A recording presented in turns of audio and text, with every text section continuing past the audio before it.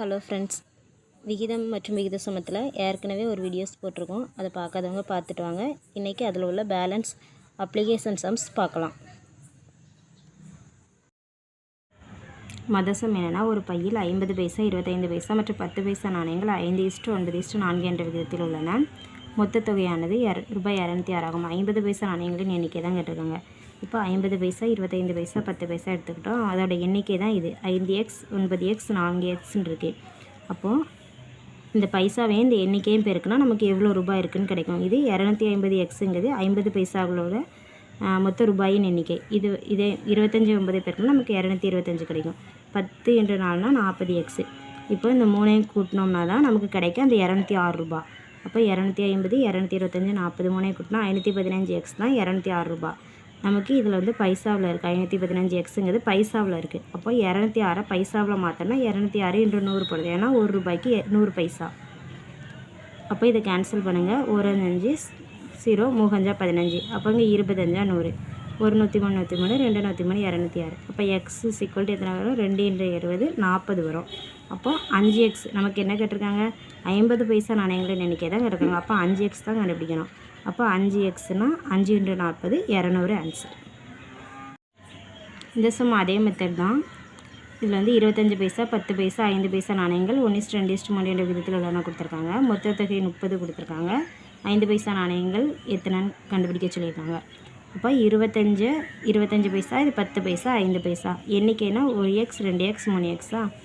அப்போ இதையும் பெருக்குங்க. 25 வருமா? 25x. 10 × 2னா 20x. 5 × 3xனா 15x. அப்போ நமக்கு இந்த மூணையை கூட்டினா தான் அந்த அமௌண்ட். அப்போ 60x தான் 30 ரூபாய். பைசாவில் கண்டுபிடிக்கிறதுக்காக இன்று 100 போட்டிருக்கோம். ஏன்னா ஒரு ரூபாய்க்கு நமக்கு 100 பைசா. அப்போ எக்ஸோட வேல்யூ கண்டுபிடிச்சிங்கன்னா 1 30 30 2 30 60 1 2 2 இங்கே 50 2 100. அப்போ எக்ஸோட வேல்யூ எத்தனை? 50 கிடைக்கும். நமக்கு என்ன கேட்டிருக்காங்கன்னா 5 பைசா நாணயங்கள் தான் எத்தனை கேட்டிருக்காங்க. அப்போ 3x கண்டுபிடிக்கணும். அப்போ 3xனா 150. ஒரு பாட்டிலில் ஆல்கஹால் தண்ணீர் 4:3 என்ற விகிதத்தில் உள்ளன. அந்த கலவைக்குள் 5 லிட்டர் தண்ணீர் சேர்க்கப்படுகிறது எனில் விகிதம் 4:5 மாறுகிறது. ஆல்கஹாலின் அளவு என்ன கேட்டிருக்காங்க. அப்போ ஆல்கஹால் வாட்டர் எடுத்துருக்கோம். 4:3 ஃபஸ்ட்டு இருக்குது. ரெண்டாவது 5 லிட்டர் தண்ணி ஆட் பண்ணும்போது 4:5 மாறி இருக்குது.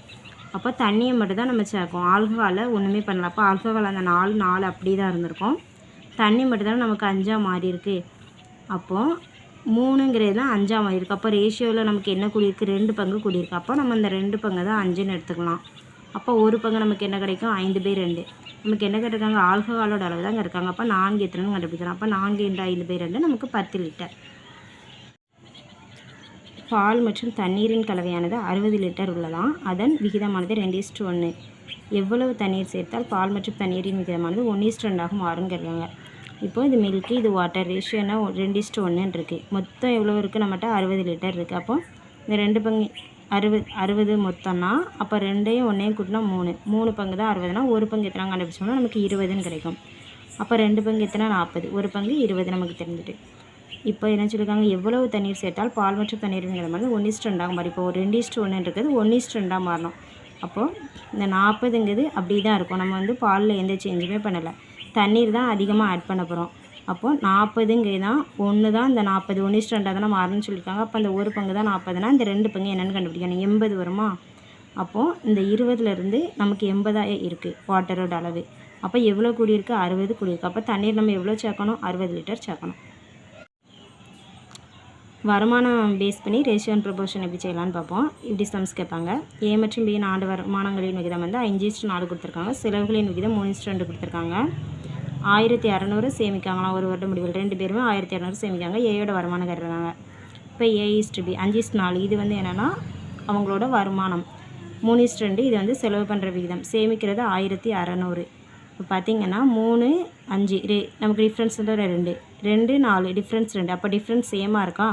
அப்போ அந்த 2ங்கிறது தான் 1600ன்னு எடுத்துக்கலாம். அப்போ நமக்கு என்ன கேட்டிருக்காங்க? ஏயோட வருமானம் நமக்கு எத்தனை? 5ன்னு தெரியும். அப்போது 2200னா 1 எத்தனை கிடைக்கும்? 1ங்கிறது தான் 800ன்னு கிடைக்கும். அப்போ 5 எத்தனை? 5 × 800 4000.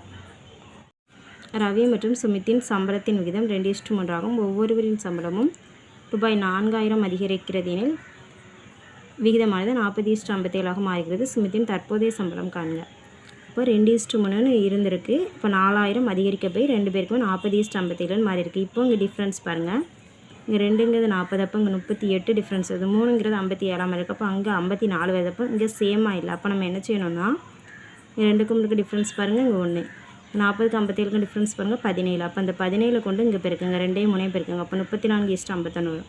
இந்த 1 இருக்கலாம், அந்த 1 கொண்டு 40:57 பெருக்குங்க. அப்போ 40:57 வரும். இப்போ டிஃப்ரென்ஸ் பாருங்கள். 34க்கும் 40க்கு டிஃப்ரென்ஸ் 6, 51க்கும் 57க்கும் டிஃப்ரென்ஸ் 6. இப்போது அந்த 6 தான் இந்த 4000ன்னு எடுத்துக்கலாம். அப்போ 57 என்னன்னு கண்டுபிடிக்கணும். 57 நமக்கு என்ன கிடைக்கும்னா 38,000 கிடைக்கும். இதை நம்ம இப்படி இதிலே கேன்சல் பண்ணி கண்டுபிடிச்சிடலாம். 3 6, 1 3 3, 9 3 27. இப்போ 1 2 2, 2 2 4, 3 0. அப்போ 2 19 38, இந்த 3 0. ஒரு பள்ளியின் மாணவர் மற்றும் மாணவிகளின் விகிதம் 7:8 ஆகும். மாணவர் மற்றும் மாணவிகளின் விகிதம் சதவீதமானது 20% 10% அதிகரிக்கிறதுனால் தற்போதைய விகிதம் காண்க. இப்போ 7:8 இருக்கா, இது ரேஷியோ தானே. அப்போனால நம்ம 70:80ன்னு எடுத்துக்கலாம். ஏன்னா இந்த 0 0 நமக்கு கேன்சல் ஆனாலும் 7:8 தான் கிடைக்கும். அதனால் நம்ம 70:80ன்னு எடுத்துக்கிடுவோம். இப்போ 20% அதிகரிக்கலாம், 10% அதிகரிக்கும். அப்போ 70ல் 20% அதிகரித்தா இப்போ 70 தான் இருக்குன்னா, இல்லை 10% ஒரு புள்ளி வச்சோம்னா தான் அது 10%. அப்போ இந்த 7ங்க தான் 10%. அப்போ 20% நமக்கு என்ன கிடைக்கும் 14. இப்போ 80 தான் இருக்குன்னா அதில் ஒரு புள்ளி வச்சா 8, அந்த 8ங்கிறது தான் 10%. அப்போ 80ல் 8 கூடியிருக்கு. அப்போ இங்கே 88 ஆகும், இங்கே 84 ஆகும். இப்போ ரேஷியோ கண்டுபிடிச்சோம்னா 2 நாள் 8, 1 நாள் 4, 21 கிடைக்கும். இங்கே பார்த்திங்கன்னா 2 நாள் 8, 2 நாள் 8. அப்போ 21:22. ஒரு குறிப்பிட்ட தொகையானது ABCDக்கு 5:2:4:3 என்ற விகிதத்தில் பிரித்து கொடுக்கப்படுகிறது. C ஆனவர் Dயை விட ரூபாய் 1000 அதிகமாக பெறுகிறார் எனில் B பெறும் தொகை எவ்வளவு? இப்போ இது A தான் 5, B தான் 2, C தான் 4, D தான் 3. இப்போ வந்து Cக்கும் Dக்கும் டிஃப்ரென்ஸ் தான் 1000 கொடுத்துருக்காங்க. அப்போ 4க்கும் 3க்கும் டிஃப்ரென்ஸ் பாருங்கள் 1, அந்த 1ங்கிறது தான் 1000. நமக்கு என்ன கேட்டிருக்காங்க, B எவ்வளோ வாங்குறாங்கன்னு தான் இருக்காங்க. அப்போ B எவ்வளோ வாங்குறாங்க, 2 பங்கு வாங்குறாங்க. அப்போ 2 × 1000 2000. பின்வருபவற்றுள் எந்த மிகச்சிறிய எண்ணை 14, 17, 34, 42 கழித்தால் கிடைக்கும் மீதியானது விகித சமமாகும். இப்போ விகித சமம்னா நமக்கு என்னென்னா A:B விகித சமம், C:D அப்படி கிடைக்கும். அதான் விகித சமம்.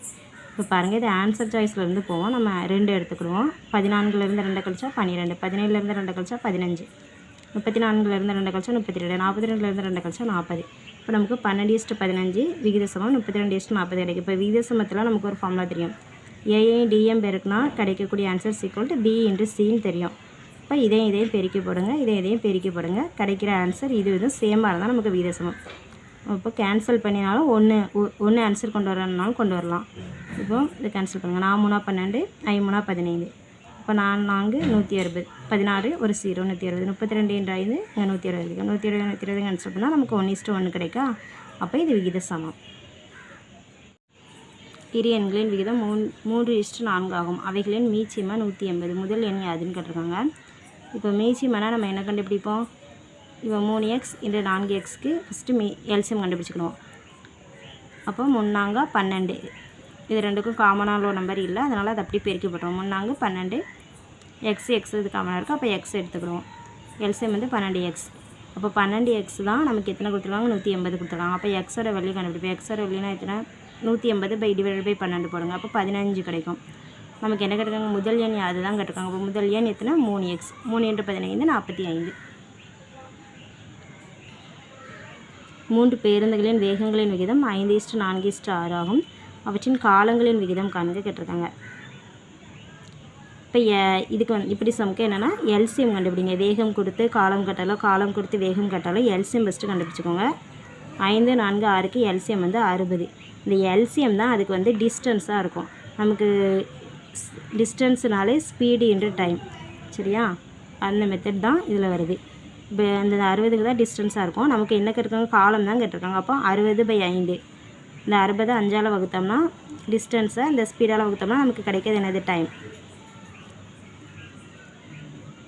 அதுதான் இதில் செஞ்சுருக்கோம். 60/5, இங்கே வந்து 60/4, 60/6. அப்போ 12:15:10 இதான் அவற்றின் காலம். ஒரு பள்ளியின் ஆண்கள் மற்றும் பெண்களின் விகிதம் 3:2, ஆகும். 20% ஆண்களும் 25% பெண்களும் வருகை புரியவில்லை எனில் வருகை புரிந்தவர்களின் சதவீதம் தான் கேட்டிருக்காங்க. இப்போ இதை 3:2 நாம் 30:20ன்னு எடுத்துக்கலாம்.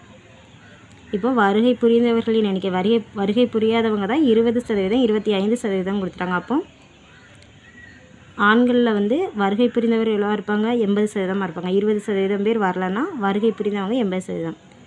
பெண்களில் 25% பேர் வரலன்னா வருகை புரிந்தவங்க 75% இருப்பாங்க. இப்போ 30ல் 80% பார்த்திங்கன்னா 30, இதில் 10% 3 கிடைக்கும். 80% M3 24. இப்போ 20ல் 75% கண்டுபிடிக்கணும். இப்போ 20 இருக்கா, இல்லை 70% உங்களுக்கு என்ன வரும்? ஒரு புள்ளி வச்சிங்கன்னா தான் அது 10% ஆகும்னு சொல்லியிருக்கேன். அப்போ 70% 2 × 7 நமக்கு 14 கிடைக்குமா? இப்போது திரும்ப எத்தனைன்னா ஒரு 5% கண்டுபிடிக்கணுமா? 5%னா 10%னா 20ல் ஒரு 0 வச்சா தான் 10, 10% 2, அப்போ 5% எத்தனை 1, அப்போ 14 1 15. 70% தான் 14, 1% 5% தான் 1, அப்போ 75% 15. அப்போ 24 கூட்டல் 15 மொத்தம் நமக்கு என்ன கிடைக்கும்? 39 கிடைக்கும். அப்போ மொத்த பேரில் வருகை புரிந்தவர்களின் எண்ணிக்கை தான் கேட்டிருக்காங்க. அப்போது மொத்தம் எவ்வளோ? 30, 20, 50 பேர். 50க்கு 39னா 100க்கு எத்தனைன்னு கண்டுபிடிக்கணும். இப்போ கேன்சல் பண்ணிங்கன்னா ஒரு 50 50, 2 50 100. அப்போ 2 × 39 78. கீழ்கண்டவற்றில் எது பெரியதுன்னு கேட்டிருக்காங்க. 6:7, 13:14, 17:28, 1:4. அப்போ 6/7, 13/14, 17/28, 1/4. இப்போ எல்சியம் கண்டுபிடிங்க. 7, 14, 28, 4. எல்சியம் வந்து நமக்கு 28 வருது. இப்போ எல்சியம் 28னா 7 × 4 தான் 28. அப்போ மேலேயும் 4ஆல் பெருக்கணும். அப்போ 6 × 4 24. இங்கே 14 × 2 28. அப்போ 13 × 2 26.